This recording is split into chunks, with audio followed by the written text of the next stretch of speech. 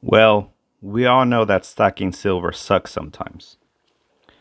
Depending on when you started stacking and what your goals were for stacking, it may suck a little bit less, or it may not at all.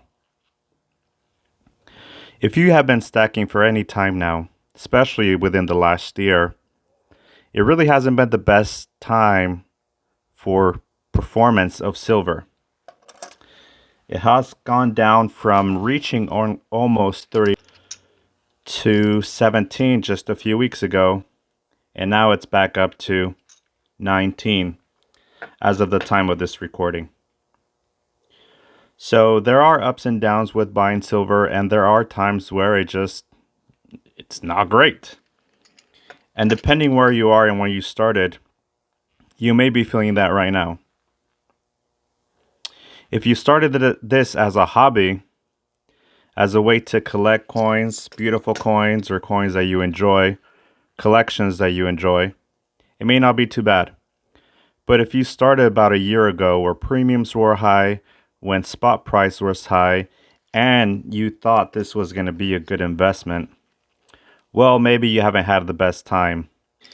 And that's where it really comes to perception and what you expect to get out of silver. And also how much you put into it. If you're in a point where you are really nervous about the price because you put a lot of money into it, and maybe money that isn't extra money or money that you may depend on, it may be harder to see these swings going up and down. So I think there are a lot of lessons that we can learn from these price fluctuations. And I'll be going over some of those right now. So it really does depend on the time horizon. Are you looking at this as a 1 year, 5 year, 10 year, 20-year endeavor? Or is it forever for you? Are you expecting a comparable rate of return as you would from an investment?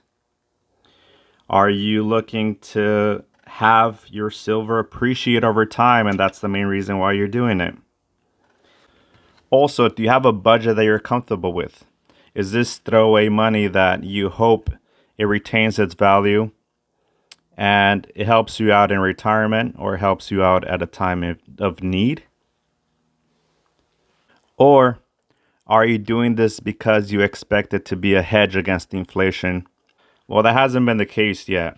Inflation is 8, 9%, and silver has gone down instead of up, which doesn't fit the narrative of it's a hedge against inflation.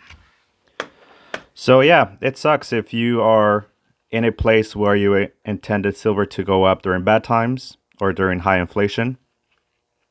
For me, I take this as a learning opportunity. I've been buying for over 8 years. And I do pick my buy spots. I do pick what I buy and when I buy it. And I've learned a lot over the last 8 years. When I started, spot price was $20. So as you know, spot price is below that now. So 8 years after, spot price is less than when I started.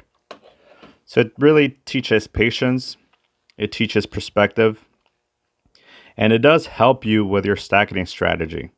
It helps you with entry points, with exit points, or just understanding that's part of the journey.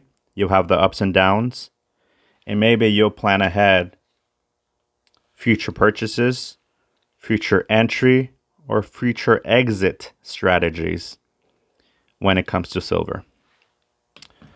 So I just want to make a quick video and acknowledge the fact that yes, it sucks sometimes. If you just started now, it's great because you're buying silver at a relatively low price compared to the last couple years, and you have time to stack. But if there are a few last words that I'd like to leave with is if you're starting out, only buy where you're comfortable losing or you're comfortable letting sit in this store value for several years. Don't overextend yourself. Don't overspend on gold and silver. And don't expect gold and silver to be your answer for everything, your solution to inflation, to as an investment, as a savings. Make sure you're diversified and make sure that you're ready for what's up ahead. All right, that's all I got for today.